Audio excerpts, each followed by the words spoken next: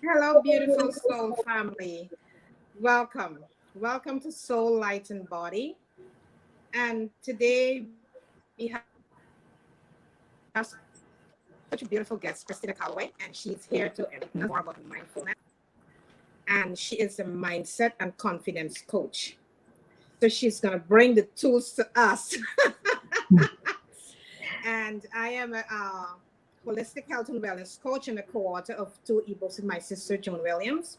And we're so happy that we could have this discussion today with Christina, and she will give us some tools that we could move forward with our lives. Grab your journal, grab your pen, grab your cup of coffee, grab your tea, just sit back, relax, do some deep breathing, and just enjoy this show.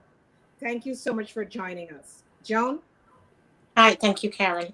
Uh, it's a beautiful Tuesday here, but what we're going to think and talk about is a subject of mindful mindset. And we have a wonderful guest this evening, or morning, or wherever you are that you're going to be listening. Just listen, make your notes, and take great pointers that can help you to reinvent yourself or reshape your life to move forward so that you can live your best self. My name is Joan Williams, a holistic health and wellness coach and also co-author with two ebooks, Karen and I. And our guest tonight is Christina Callaway. She's a mindset coach, mindset and confidence coach. So much tools tonight. Welcome, Christina.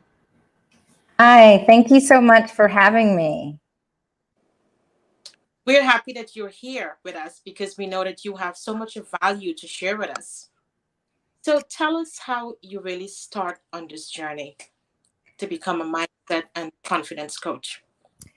Well, I have to go back a little bit further than that because I have been in the coaching space for more than 3 decades.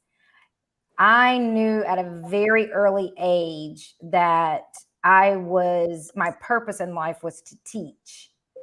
And I also knew early in life that it wasn't going to look like the traditional classroom setting.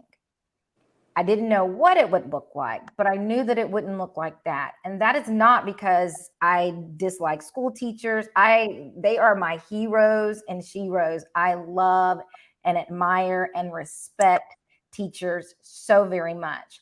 This year, one of my nieces became a teacher for kindergarten, and I'm super excited for her and wanting to adopt her class because it's all things teaching and all things pouring into others. I began gymnastics at the age of 6 and fell in love with it. I did not take the traditional route in doing that either.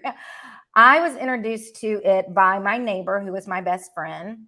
And all my mom knew was that she hardly ever saw my face because my feet were always in the air because I had taught myself to do cartwheels and climb her walls and learn how to get from the first floor of our house to the third floor of our house without touching one stair. And she was beyond over it.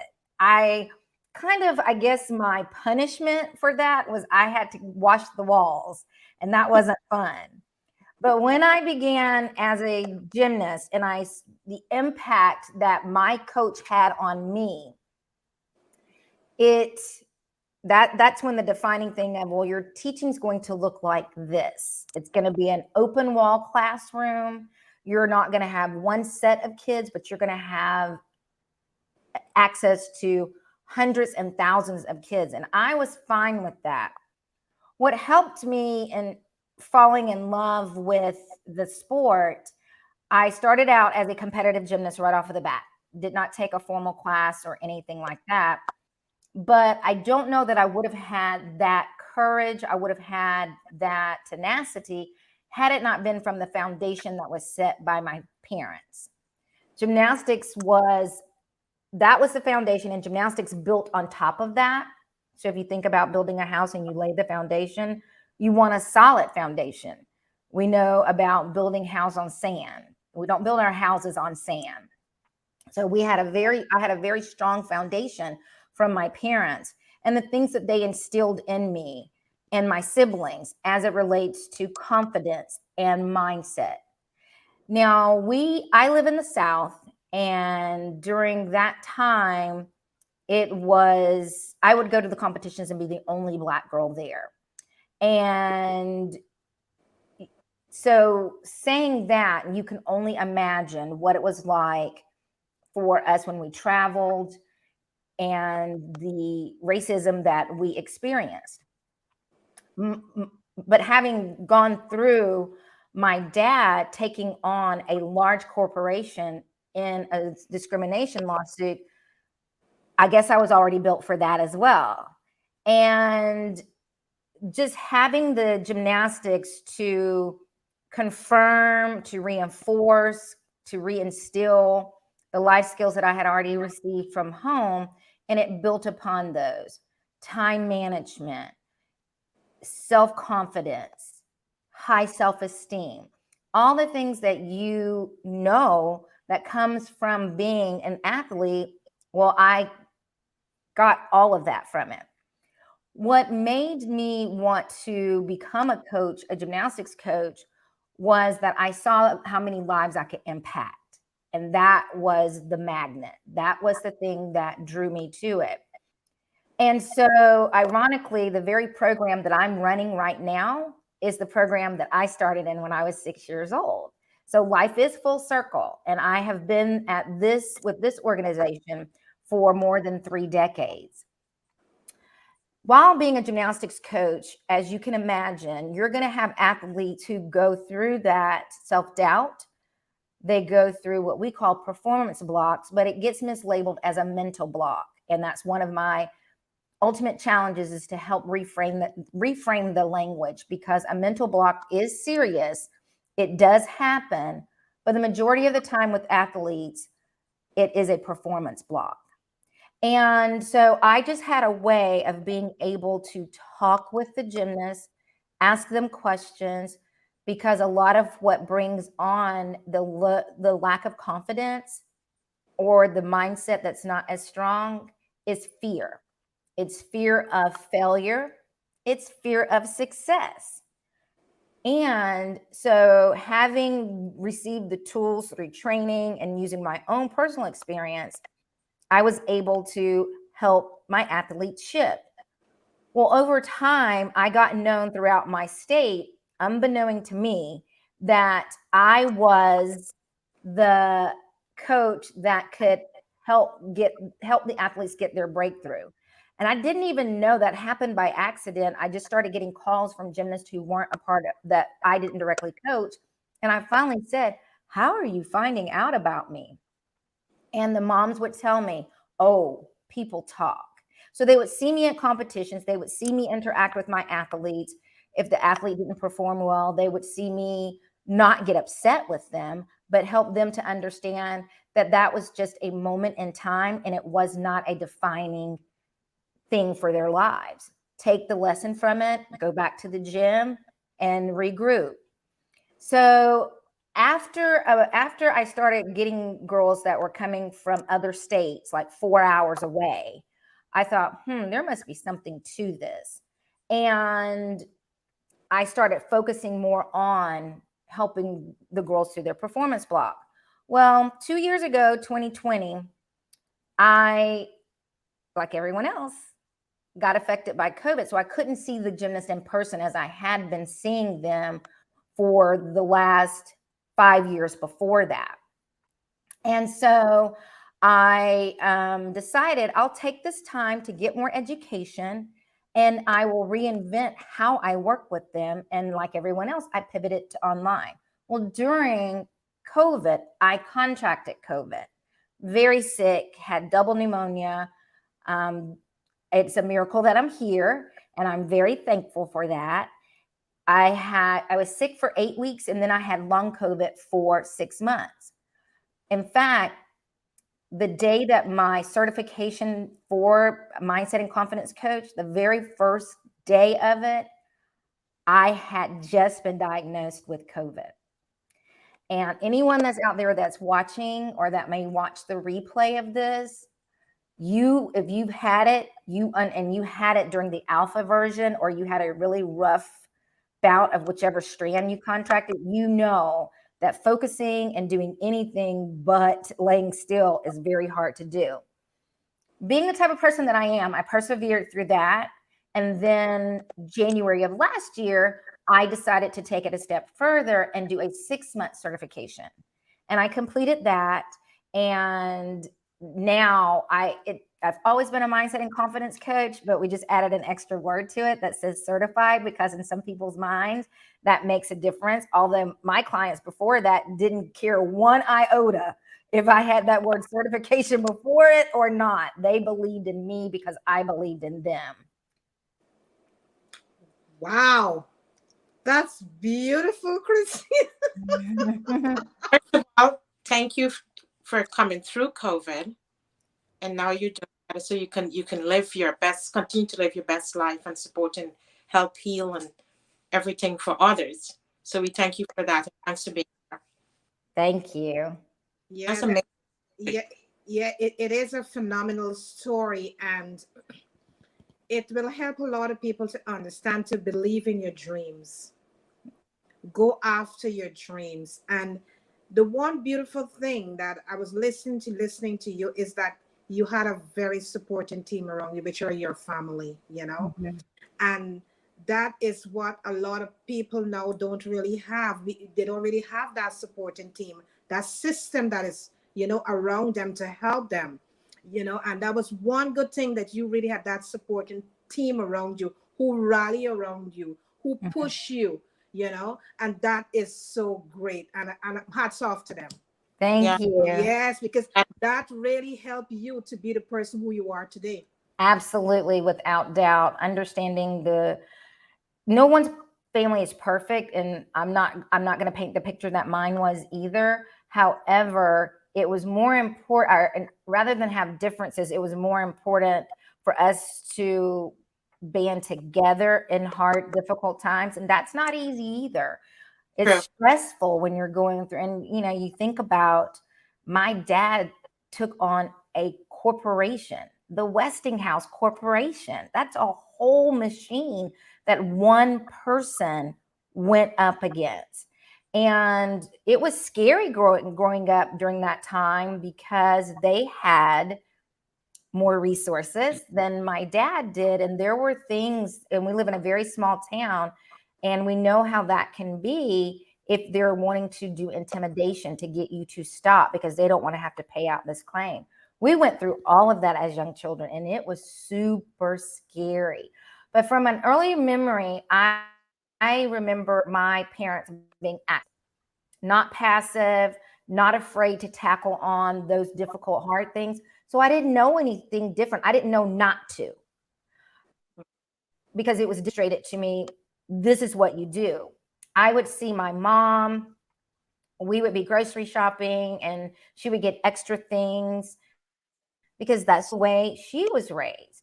My dad, we would be driving down the street, and my dad would see someone in need, or if he knew them, and he would stop and he would give them money or take them to buy groceries or clothes or whatever. So again, it was modeled for me. I didn't know any different. I didn't know. I thought everybody's parents was like that, because that's what I saw every day.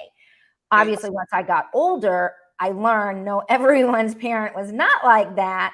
But I'm really thankful for what my parents did instill in me and my siblings, because it was always that outward looking toward others, and not that you don't think of yourself or that you don't take care of yourself, but it's from a very unselfish way. Every time we would outgrow clothes, now I was stair step with I'm in the middle of I'm in the middle of 4, but I'm the middle of the 3 sisters. And so we would all catch hand-me-downs. So my mom was very much, take care of your clothes. Whatever we take to give to Goodwill, we want it to be as in good of condition as just like we bought it, because you wouldn't want someone to bring you trash. You don't take that. And we learned the law of reciprocity through that, because that's how that law works. Yes. Good or bad, whatever you put out, it boomerangs back to you. So Absolutely. that's that mindset that was being cultivated in us as young children. Now, when I had COVID, and as we become adults and we get our own thoughts, opinions, etc., like in any family, you know, there can be a pulling apart because you don't agree on things. And so when I went through COVID, my older sister and I weren't as close as I would have liked for us to have been. We were respectful of each other's space, but the closeness wasn't as what I liked. Well, my older sister is a doctor. She's a holistic gynecologist. And during that time that I caught COVID, not much was really known except a lot of people are dying. At that point, over 400,000 people had already died. So that thought was just very overwhelming. It was very isolating to be there. My mom drove me to the hospital because I literally shot up out of my bed because I couldn't breathe anymore. And I live alone. Thankfully, my mom only lives like 6 minutes away from me. And it was wee hours of the morning. And I called her and I said, hey, we got to get to the hospital. I can't breathe. Still believing I knew that I had pneumonia. I did not even fathom that I had COVID. It never even, why it didn't enter my mind, probably because I know that what I focus my mind on, I will produce. So I wouldn't let that enter the thought. So when I found out that I had COVID, it was devastating. But the only way I could keep in touch with my family was through text. And my sister was right on it, like telling me, asking me questions, what's going on, tell me what they're doing. So she said to me through a text, she says, I've been studying this virus since March of 2020. And by then by the time they officially diagnosed me, it was November 2020. She says, one thing I can tell you about this virus is it spreads based off of fear and negative mindset. She said, you have got to, she goes, I know you're scared and that's okay to be scared. She says, but you can't let your thoughts get derailed because it will make it grow. It'll make it grow like cancer. And so I thought, okay, let me calm myself down. Let me get my breathing under control, because the one thing I do know is if my oxygen, if that tanks, they're going to put me upstairs. And the only thing I had to associate with being admitted in a hospital was death. Like I would never get out and see my family again. So I instantly had a mindset shift, even though I've got an IV in my arm. The doctor just rushed back in there. I did chest x-rays. They confirmed the bilateral pneumonia. Not even 3 minutes later, she rushes back in and tells me not to move. I have to go for a CT scan because they see blood clots. So now I'm going from up and moving to being flat on a bed, going inside a machine. And I said, you've got to calm down, because if your breathing is not at the percentage that it needs to be, you're going upstairs. They didn't admit me. And I came home with the instructions of take your antibiotics for your pneumonia and stay away from people. That's all they could help me with COVID. Well, my sister had already gotten on the phone with my mom and she had talked to her herbalist, and they were already working together to get me the things that I need. And I did get those. But what shifted was the relationship between my sister and myself, because God used her in my healing. And without her knowledge, the tough love that, because she would let me call her in the middle of the night, because I went through this whole thing where I just cried. I cried constantly. I would wake up crying. I would go to bed crying because I was just so depressed. And it was sometimes, like when you talk to people and you physically want to grab them by the shoulders and shake them. Even though she couldn't touch me, I felt like she was doing that and saying, shake out of this. But she was the one that was very instrumental in diagnosing my long COVID. She's like, you should be well by now. Like it had been, she goes, I understand the pneumonia. She goes, but you shouldn't still be having COVID symptoms. She did more research and she says, you've got long COVID. And I was like, wait, what? What that is, for anyone who either doesn't believe it or this is your first time hearing it, it's where the virus sits on top of your cells and it keeps reproducing. And your body is trying to attack something that's not real. So my body was constantly being slammed back into the state of COVID. And I stayed tired. I had COVID dementia. just, I mean, a whole list of things just started, happening to me. And so she was instrumental in helping to get that. I share that story with your audience because even if things are not the way you would like for them to be with your family, there is still hope. We don't know why God allows things to happen the way that they do, but I sure am grateful for that, because before me getting sick, I didn't like where the relationship was with my older sister. And through this sickness, or through that illness, I was able to have a deeper connection with her, and we were able to become closer. And even to this day, there is that still exists. So there's hope out there. It's not going to be easy, but anything worth having isn't. And it is going to require the individual to do the work. But even knowing that, and if that's your heart's desire to have that relationship mended, because one thing I can tell you from my experience with COVID, the next minute's not promised to anyone. Most people say the next day. Well, I was living a minute by minute life. And so now my language is the next minute isn't promised to us. So we seize the moment and we create that with our thoughts and with our words. Wow. That's amazing. The story you just shared, it is so amazing. And it will help others to understand that there is always hope to make that unity back once again.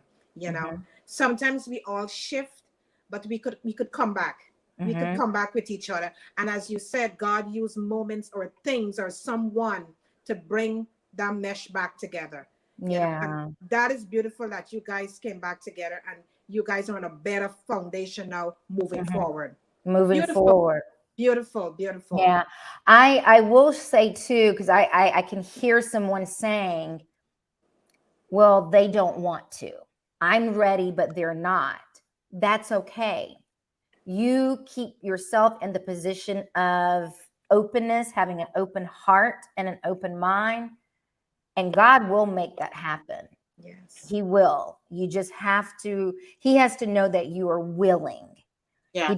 He doesn't ask us to be able, he asks us to be willing, because he helps us to do those difficult things. He helps us to do all things.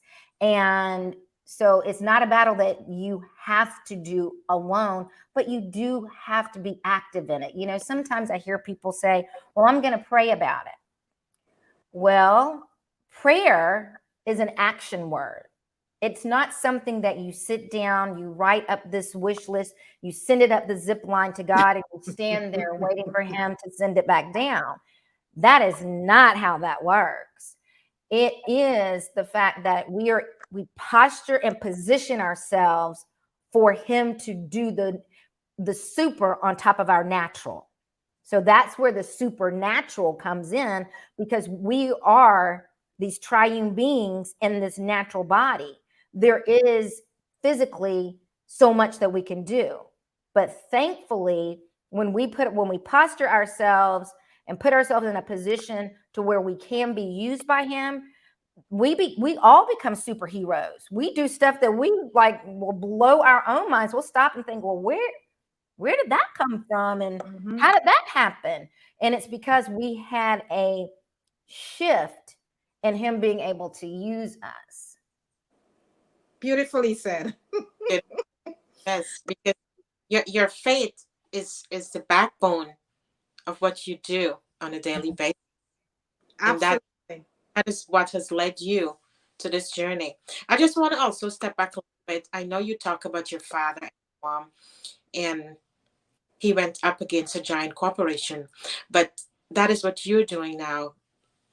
Your father had a mindset, and he had a confidence, and he knew that he can do it. And you're practicing now. Right. Mindset and your confidence together, which exactly. is very Absolutely. Again, the modeling was, for my life, was vital. It was key. And because it started before I could even form a memory. It was still being shown in front of me before I had words to speak. It's what I saw, it's what I felt. Because when you are doing things from an outward perspective, there is an energy that comes with that, and it touches everyone. Just like if you were just centered, focused on yourself, there's an energy that comes with that. I want to pause and say it is priority that you put yourself first, because I've never been on an airplane where any instructions were given, put the mask on the person sitting next to you. No, you have to put yours on first so that you can be in a position. Again, your posture and position is so that you can be of help to others. So anyone who's listening right now who is thinking or feeling guilty because they put themselves first, no, you're doing things in order. That is what God is working through you. So you're an empty vessel. And if you haven't taken care of your empty vessel, if there's cracks or whatever he pours in is going to fall out. It won't be able to hold it. So you being the vessel that he's going to use, you have to make sure that there is maintenance going on. And part of that maintenance is what you are feeding your mind, and not just only through your visual. There are so many gates to the mind. Of course, there's the eye gate, but there are the ear gates. What are you listening to? Who are you listening to? And then there's the mouth gate. What words are you allowing to come out? Because we create with our mouths, but the creation starts from the mind first. If we were to take our brains outside of our bodies, we would die. Your brain literally is the software that controls everything that you do. So if you're familiar with all of the devices, there's some software on it. For instance, the software that's being used for this episode right here. Without this software, we would not be having a conversation. True. No one would, well, we could have a conversation, but it would be limited because it would just be the three of us. But now we're able to reach an entire world because of this software. Your mind is that software.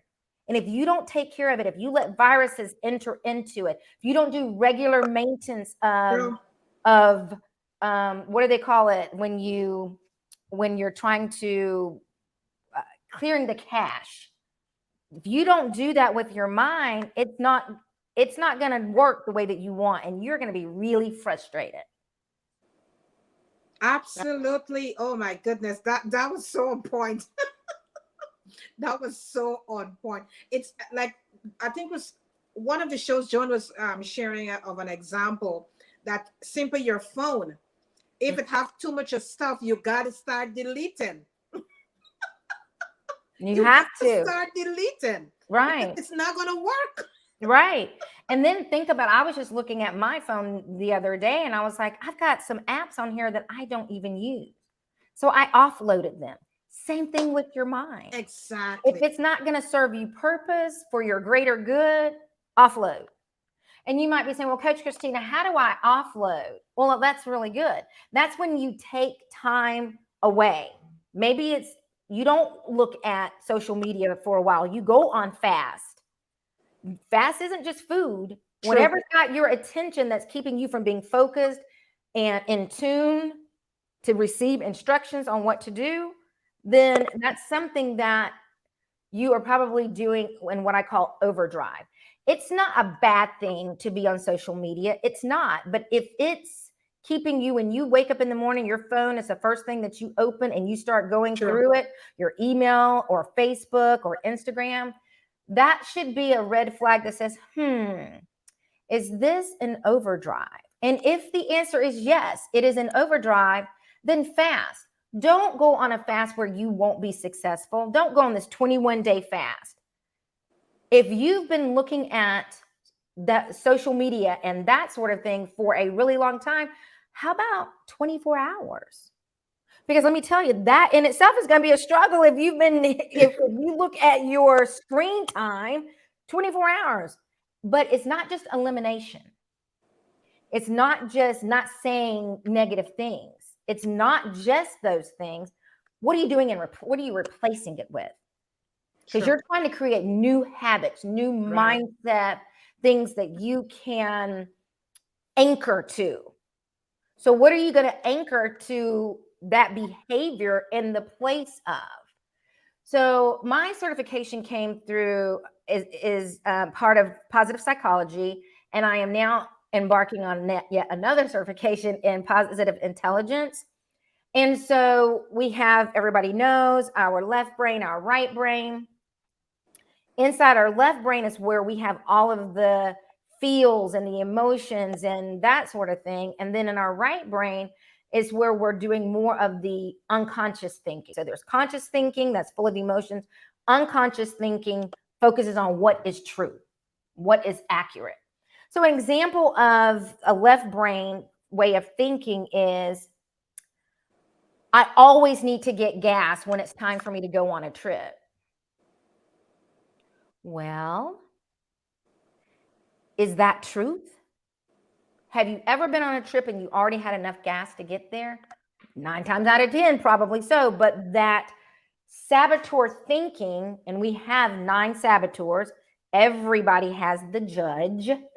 And not that having a judge is negative, but when it's an overdrive and you are constantly judging yourself and the things that you do, oh, I can't do that because no one's going to watch. I can't go live and promote my business on social media. No one's going to watch. Well, that's not true. You don't have an experience where you can connect that to truth. That's your emotions. That's the judge making you feel you're not adequate enough. You don't have enough education. You don't have enough experience. You're not well. Those are all the negative things. Well, the judge, as if that wasn't enough, he brings some accomplices with him. Yes. He will either bring the controller or the stickler. Those two are tied to perfectionism. He will bring the hyperachiever, the person that likes to get gold stars, but is competitive about everything. He will bring the hyper vigilant. I just got to stay on this. And you're just constantly not at peace because you're always letting that part of your brain work in overdrive. He brings the victim. Well, that happened to me because I'm the third child of 4. I'm the middle child, and that always happens to the middle child. And he brings the pleaser. Now, the pleaser is, we all know, you're doing things not because it brings you pleasure, but because you're to appease another person to hopefully gain their approval. I will tell you this. The right side of our brain is where our sage, our wisdom lives. And we all have it, but because we are hijacked on a regular basis by all of these saboteurs, their voices are quiet. There is hope. And that is what I do when I work with my clients. I help them to develop techniques to make it so that their sage mind reacts faster. So for instance, if I say, okay, I'm going to go to the gym and work out in the morning at 6:30, the judge will say, well, you know, it's hard for you to get up in the morning. Immediately, I have a sage that will say, yes, I love to work out and it helps me to live a longer life. So the more you activate sage, the quieter the saboteurs get. They won't ever go away, but their voice won't be the first voice that you hear. Your wisdom will. Wow, that is a unique way how you explain that, because we all go through that. Oh, yeah. We all walk that path every single day, and Mm-hmm. you end up sabotaging your own life, you Mm-hmm. know.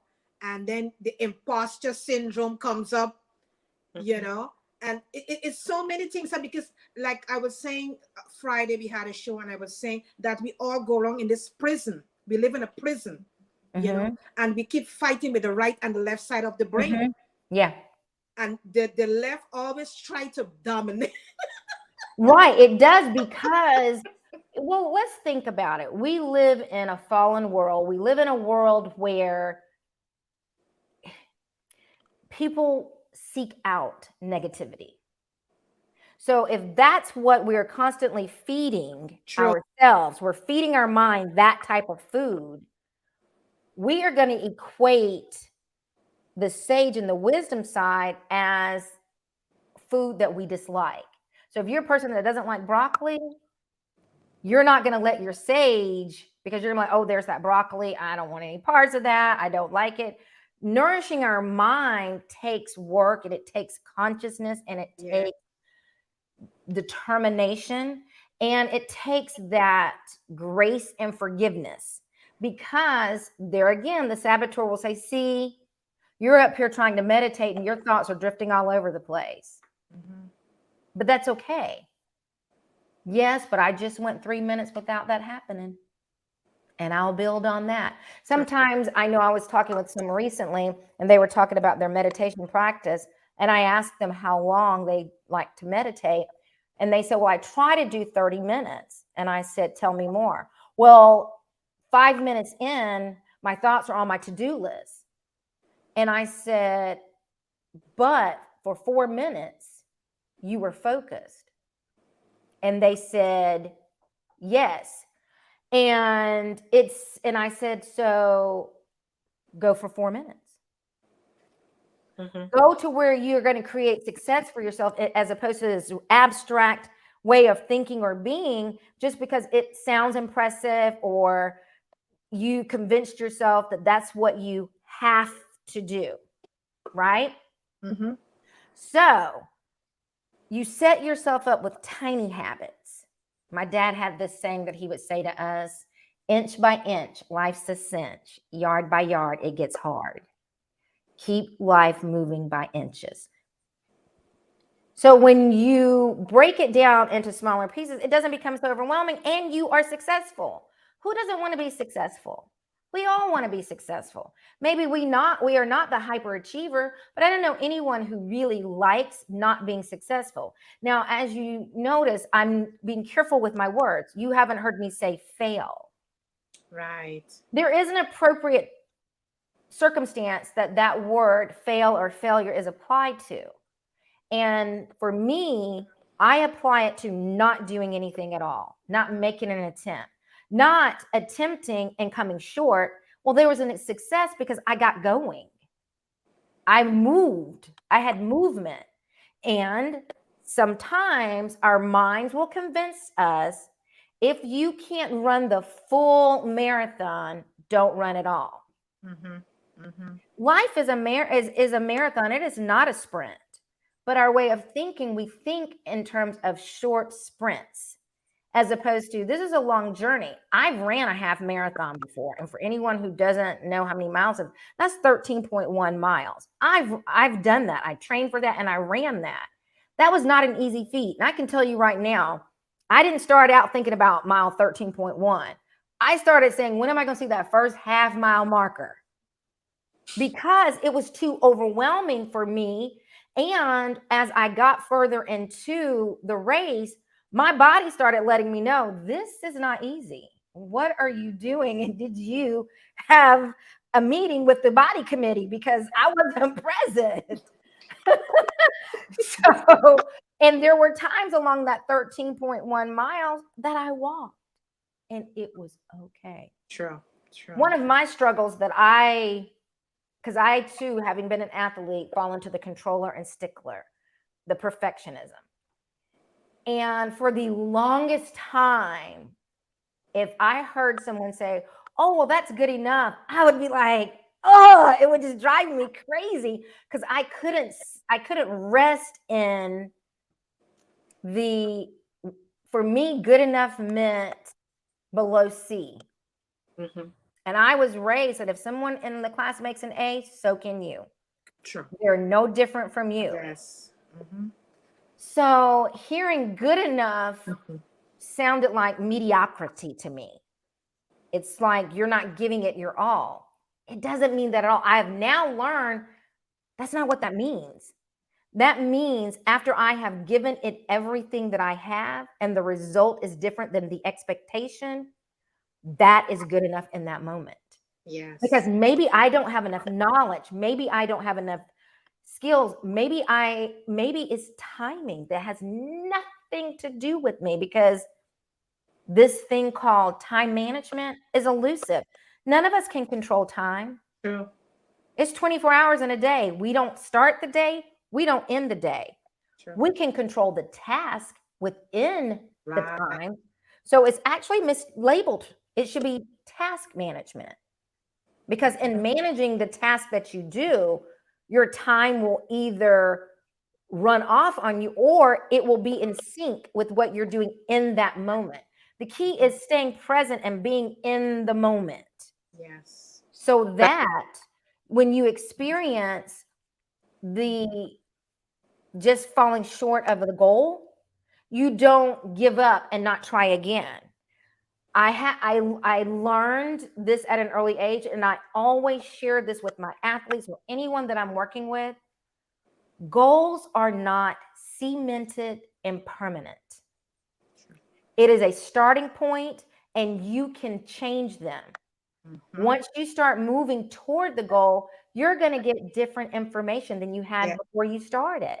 True. The fact that it's being referred to as you didn't reach your goal, well, if I would have had all this information from the very beginning, I would have set the goal differently. So that's why I tell people, don't pigeonhole yourself into the exactness of it.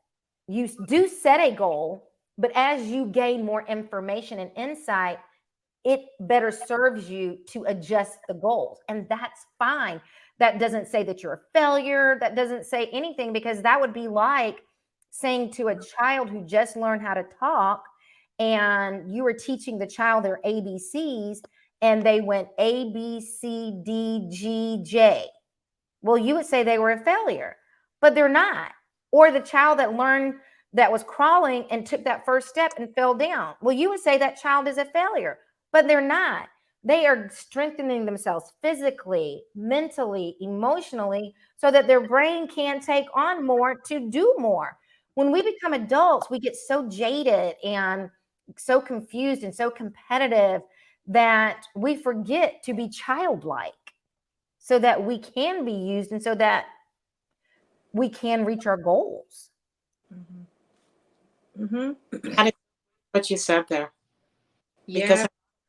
I hear that. Thank you for. You're welcome. So important. That is so important what you just said there. Tell us a mindfulness practice in children. So I have a process that's called see it, say it, do it. And what involves that is, because this is the way that I learned it as a child and it worked for me, so I just continue it.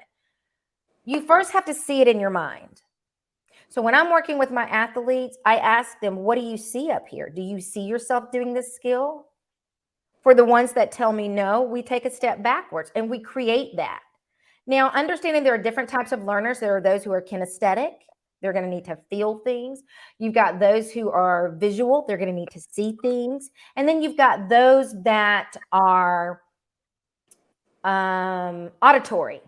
You kind of have to have a little sing in your voice for them to tune into you. So if you go in with that mindset and you know who it is that you are talking to, then you can help them to visualize themselves doing what it is that they want to do. Well, after you visualize, you got it, you see yourself doing it more than one time, or you see yourself becoming it, then there is the say it. That's the affirmations. Remember, I told you earlier that our words create. So we start with the software of the brain. It downloads and comes through the speaker, the mouth. So whatever we say, good, better, and different, we are creating that. Because of my faith, I believe that God spoke and created the whole world. And I am created in his image. So that means if he can speak and be creative, so can I. So through affirmations, through the written word of saying things, but being consistent and doing it in a consistent manner. So you've got the visualization of see it. You've got the affirmations of say it. And as I mentioned to you earlier, it's not magic. There has to be some action behind both of those. And that's where do it comes in. So in the do it and helping them to work down what steps they are going to take to reach what they have seen in their minds, that is what that part is creating those action steps. And once again, being mindful, being consistent, and being forgiven. Why am I saying being forgiven? Because we are not perfect. You aren't going to go from, it's not going to always be 1 + 1 = 2. Okay. Sometimes, or 2 + 2 = 4. Sometimes it's going to be 1 + 3 = 4. Or 5 - 1 = 4. It really doesn't matter how you get to the 4. True. There's more than one way to get there. So be forgiving of yourself if the way that you started out and you want it to go, you're not doing it that way. Understand, as you proceed, as you move, as you take a step, God reveals more to you. And again, it goes back to my faith, and it tells where he told Abraham to look out, and he named where he wanted to be. He told him to leave his people. Now, can you imagine someone coming to you and telling you you got to leave each other to do what you got to do? I don't know about you all, but I wasn't going to be all, God, wait a second, we got to talk. Leave who to do what? And listen, Abraham did that just like we would. Took the brother that he should not have taken. And then after they kept butting heads, they finally had to come together and say, you pick east or you pick one, and we're going to go our own separate ways. Even in that, they still move forward. And as they obediently moved forward, God revealed more to them. Because here's one thing that I know for certain. We will not get elevated to a space or place where our character will not keep us. God doesn't set us up for failure. He doesn't set us up for that. He wants us to be a success because we are his. We represent him. So he only wants those good things for us. So there is that cultivating. So along the way, my process of see, say it, do it, there may be some people that get stuck with the say it because their mouths just, one day it's this way and the next day it's that way. And God's like, well, you got to sit here just a little bit longer. You know, you took a half a step, but now your words don't line up with where you are. So we got to do that catch-up thing. So you do some action. If God doesn't see the alignment, you'll get paused. And it's the pausing that frustrates us, though. Again, we're trying to get there yesterday, and we don't understand what the whole process, the whole picture is about. It is about developing us so that we can serve others. Yeah. I can't I couldn't do this with you all if I had not had that experience. Yeah. And I'm excited to imagine myself 1 year from now. Yes. I'm going to know so much more. I'm going to have experienced so much more. Are there going to be some days or some weeks or some months where it looks like it can be discouraging? Absolutely. But that's where you fall back on, going back to step 1, see it again. Praying and ask God, is this what? Am I seeing what you see? Get it in an alignment with that, with the purpose of what you're doing, as opposed to, well, if I take this opportunity, it's going to pay me X number of dollars. And I'm not saying that money is bad, because money's neither good or bad. It's what the individual with it does with it. Money can't be good or bad, but having a perspective that is not healthy doesn't help that. And so if you are going to be moved by money, if you're that type of person and you basically will go to the highest bidder, there may be some things that you want to check with that. You want to look back over your life and say, you know what? What has it looked like for me each time that I've gone to the higher bidder? And if that is a compromise of your integrity, your morals, and your values, shut it down.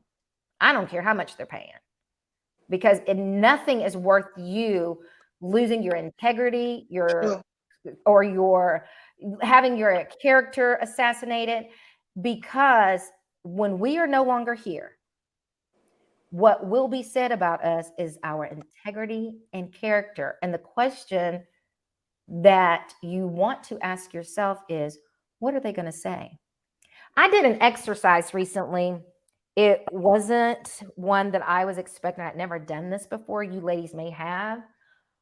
But I had to visualize myself as an elder. And not only that, so it was my elder self. And not only that, but I had to look at it as being at the end of my life.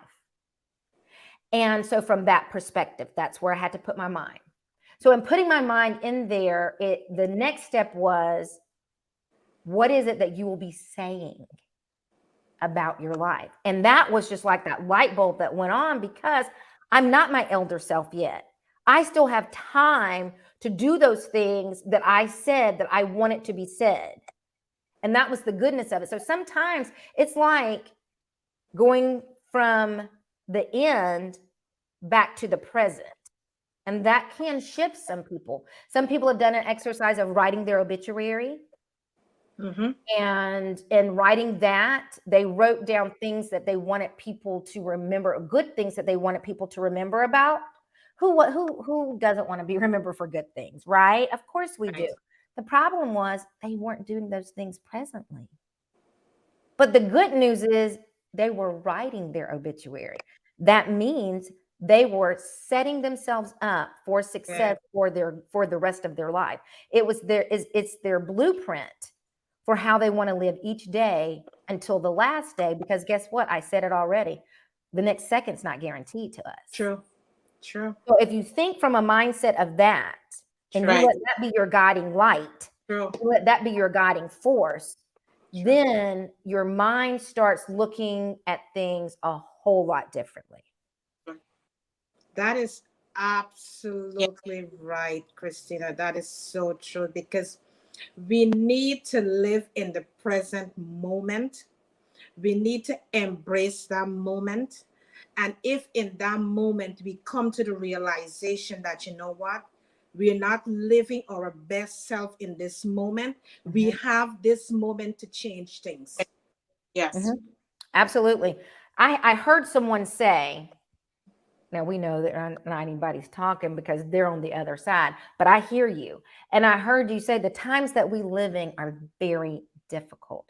What you are asking me to do is extremely difficult, because for me in my life and where I sit, I don't see how I can be this person that's positive Patty when all of negative Nancy is going on around me. And that's true. That is the struggle. What I will share with you is you don't have to do it alone. True. You don't have to do it alone. Whether you're journaling your thoughts, whether you have an active prayer life, whether you are even a person of faith, ground yourself to those things which feed you and make you feel as if, in spite of Babylon going on around me, I don't have to become Babylon. Absolutely. Love that. Yeah. Love that. That. You could not have put it much better. And I think people will resonate with that, understand, because that is deep, and it could them to take action. Yeah. Because we are unique, and we have the ability to put ourselves in a place where we could able to strive for ourselves. It doesn't matter what is going on around us. We have that ability. Absolutely. If things are happening around us, we could exit ourselves from that situation. And even if you can't, because if you think about the children of Israel being in Babylon, they couldn't, where are they going? They couldn't go anywhere. Right. However, they had things in the midst of Babylon where in their minds, they weren't a part of that. Connecting myself with someone who doesn't share the same ideals, they don't have to believe everything I believe, but they do, my core values, is very helpful. I work in an environment where there is negativity flying around me like flies outside. And I will change the subject, Yes. or like you said, Kieran, I will remove myself. One thing I want your listeners to understand, we are thermostats. We control the temperature Right. in this. Exactly. We are thermostats. We not only control the temperature, but we set the temperature. So I will say this to you. If you walk into a room and the atmosphere doesn't shift, that's where you want to start. And you want it to start where everyone, if somebody's in there complaining, when you step in, they forget what they're saying. Right. True.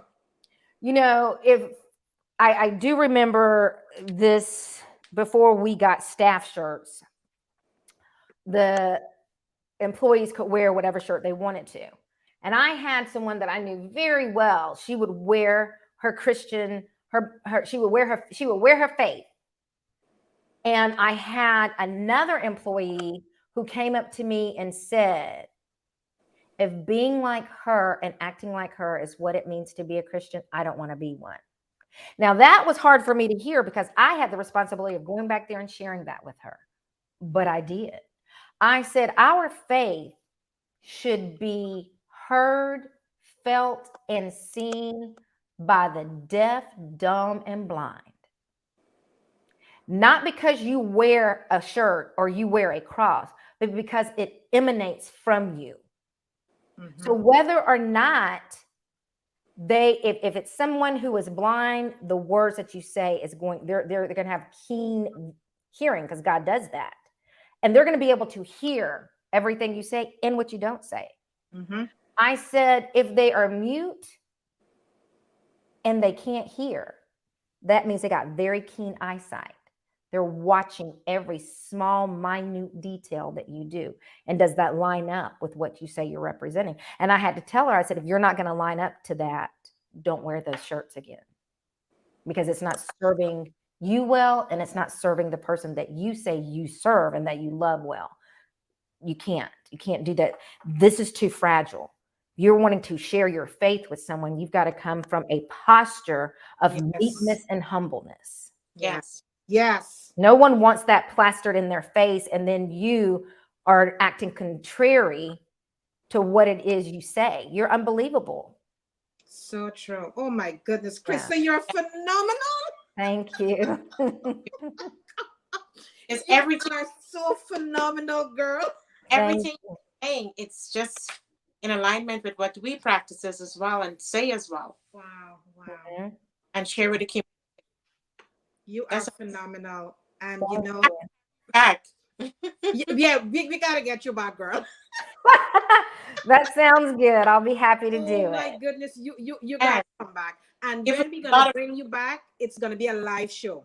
Okay. Because we want to get an interaction of the audience. Yeah. Okay. Yes.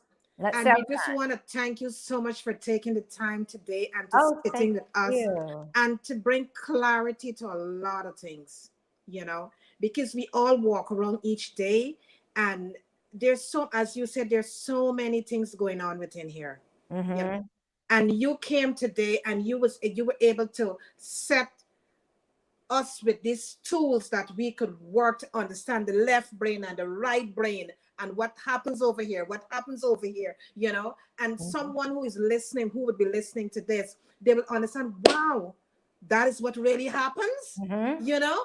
Yeah. Because many times a lot of people don't know about that. No. And you bring it to the table today for us so we could be able to eat it up. Yes, exactly. You know? And it's phenomenal. It's phenomenal. And thank you so much for doing this for us, you know, You're because welcome. It helped us understand a lot of things too. So thank you. You're welcome. It was my honor. Thank you for having me. And to the viewers who are going to view this show, thank you so much for watching. And as I said, get your pad, get your pen, and just write down what Christina is saying, because it is so much useful information for us. And I just want to leave them with one thought.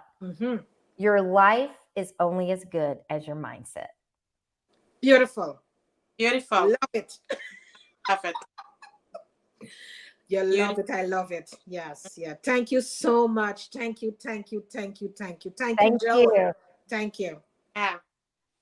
Bless your soul and keep doing all the good that you're doing. Yes. Yep. Thank you. Same to you. Thank you.